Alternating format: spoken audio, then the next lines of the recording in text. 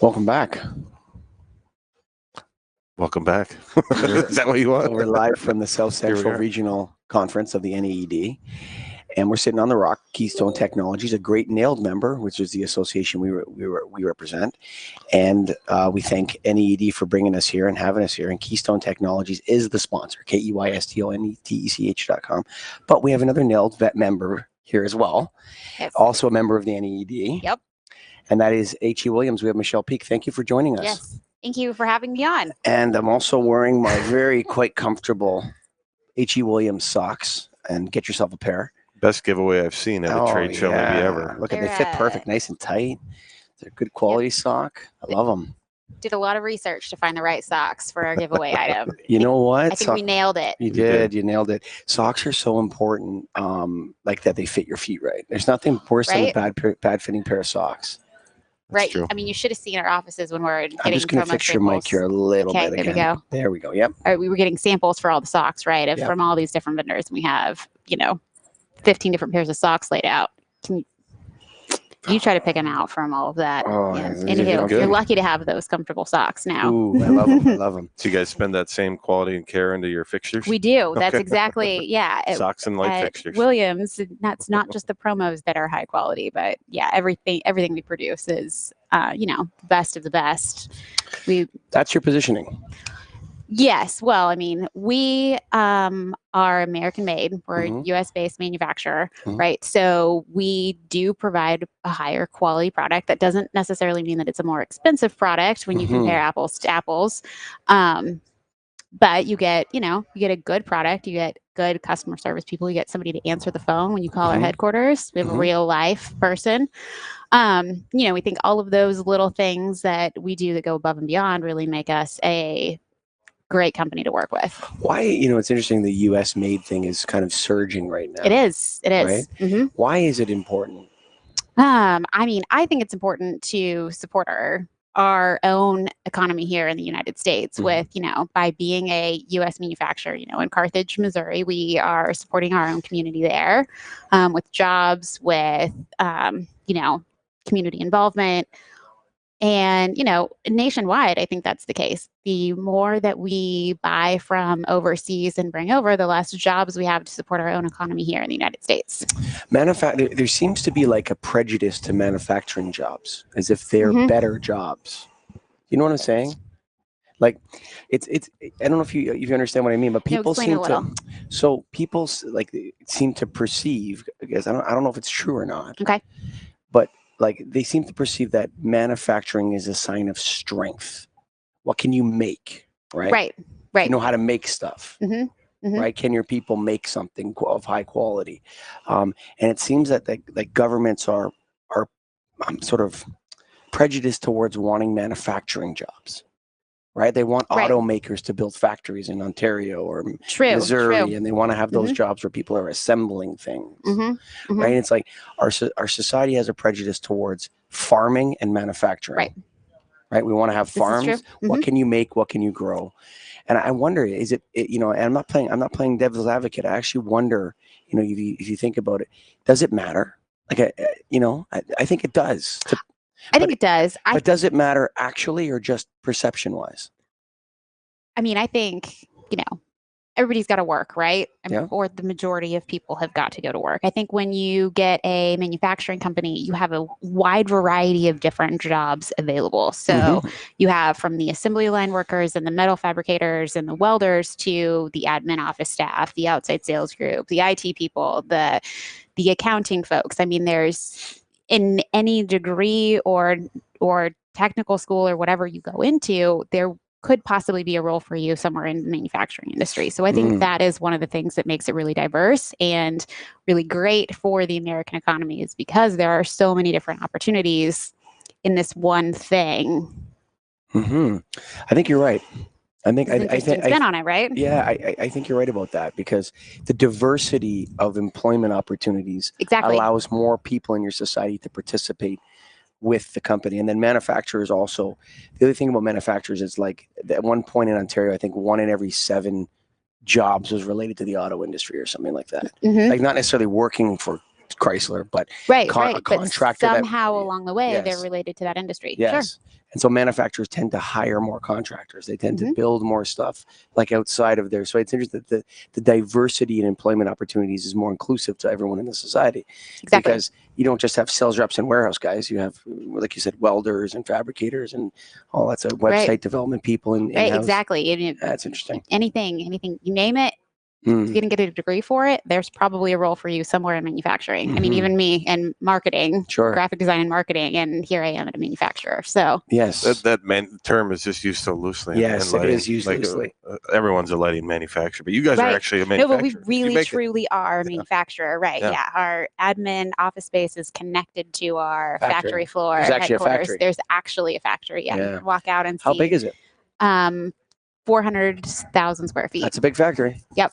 And who's HE? HE is the founder of the company. Harold Edward Williams is his name. He started it in 1921. Okay. Ran the company through to 1980 when his son John took over. Quick 59-year run. Quick 59-year run, right? John ran the company until the mid 90s, and then his son Mark took over, and Mark is our current owner and CEO. Was it all lighting, or was there something else going on? We did, when we first started in the 1920s, we were like kitchen utensil and wares, still metal manufacturing, think like potato mashers and stuff like that. Then he evolved into automobile parts and accessories. So we had all these patents on things like gas caps that you could use for an airplane or a car, rumble seat covers, radiator bug screens, think old, 1930s style vehicles. Yeah. And then he went to the World's Fair in 1939, saw the introduction of the fluorescent light there, and came back to the factory and started manufacturing fixtures. What year was that? 1939. What did you get away from all the other stuff? We did, yeah, eventually. So we had our first lighting trade show in 1941. It was called the Fluorescent Futurama in Atlanta, Georgia, in case you're wondering. Fluorescent Futurama. Fluorescent Futurama. In 1941? I wish I had a brochure of that. I do. Awesome. I have a picture of the brochure. It's really, really cool.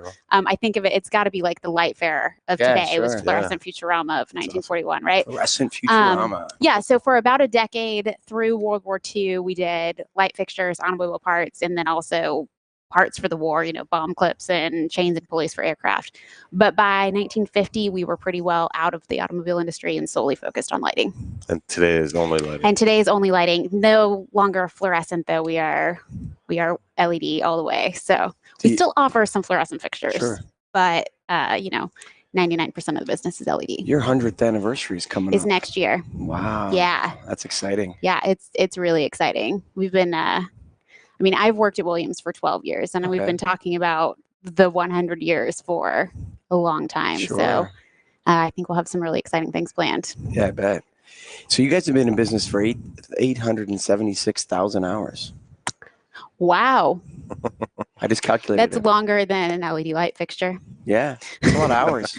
That's a lot of hours. I often say that to people, like when they're talking to me, when I'm selling customers, I say to them, this company, Atlas Lighting, has been in business for 387,000 hours, right? Like the company my dad started, right? Yeah.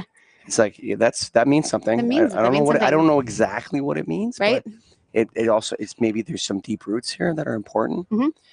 Maybe there's some tenderness and love for the industry. Yeah. Absolutely. You spend that kind of time in an industry like this. Yeah, you absolutely care about it.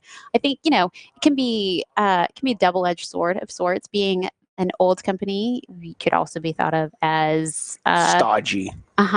Yeah. Yep.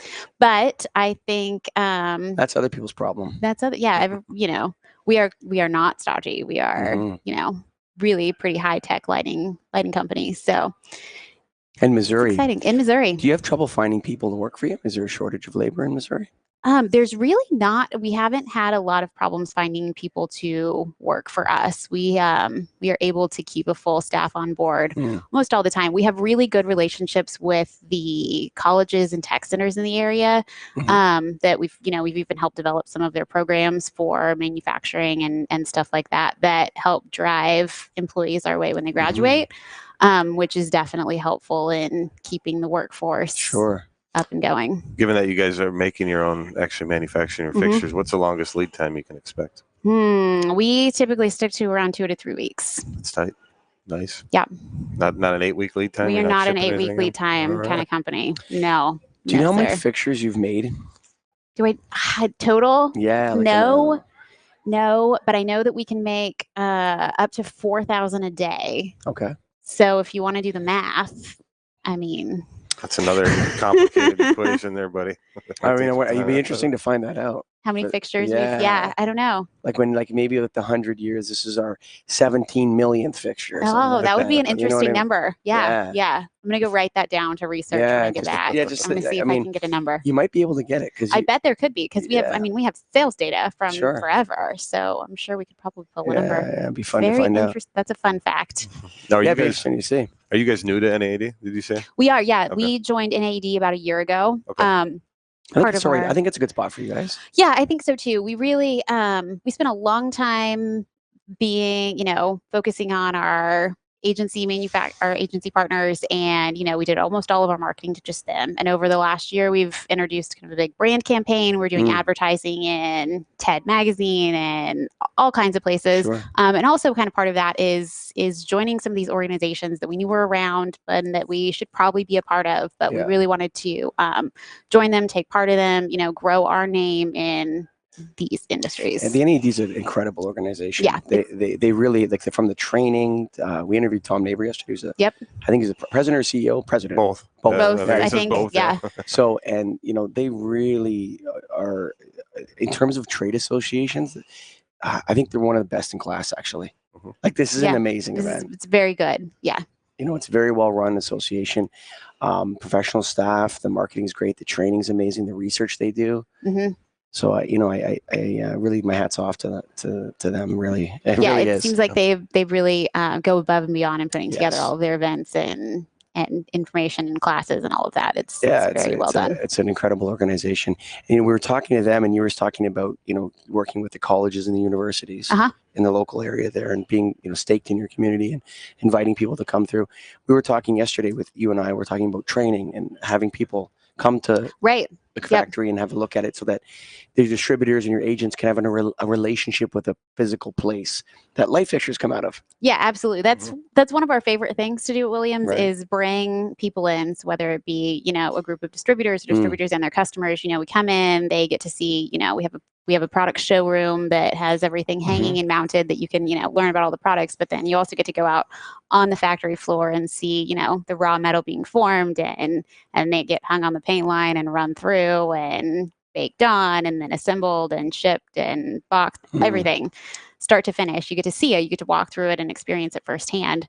And I think there's really nothing like that. There's nothing that you can do on any sort of trade show floor that even gets close to the feeling you get when you walk through. That changes the way you look at light fixtures. Absolutely. Like when you go and you see a light fixture made and you're like, oh, that's how they do that, eh? They paint it. Oh, okay, that's cool. Well, that guy puts the ballast in there or whatever. Or like you see sensors made. Like I went to one of the most impactful parts of my career was in 2004 or 5 or something like that. I went to Sensor Switch in Wallingford, Connecticut, and toured their factory. And it changed the way I looked at sensors and the way that, you look at them and you're like, I saw them make this. And this goes in here like this. There's so much more of the components that all go together to create this thing that you just see and throw up in the ceiling or whatever. It'll change your perspective of it. Sure. So we should get you guys down and tour the facility. I think it has to happen. Yeah. Coming up. Okay. Folks, thank you for listening. This has been Michelle Peak with H.E. Williams and at the NAED convention conference, South Central Regional Conference. I got it. There you go. 2020. Brought to you by The Rock, Keystone Technologies. Go to KEYSTONETECH.com. The Retrofit Kings, Greg. Let me easy. Come on. Bro. Boom.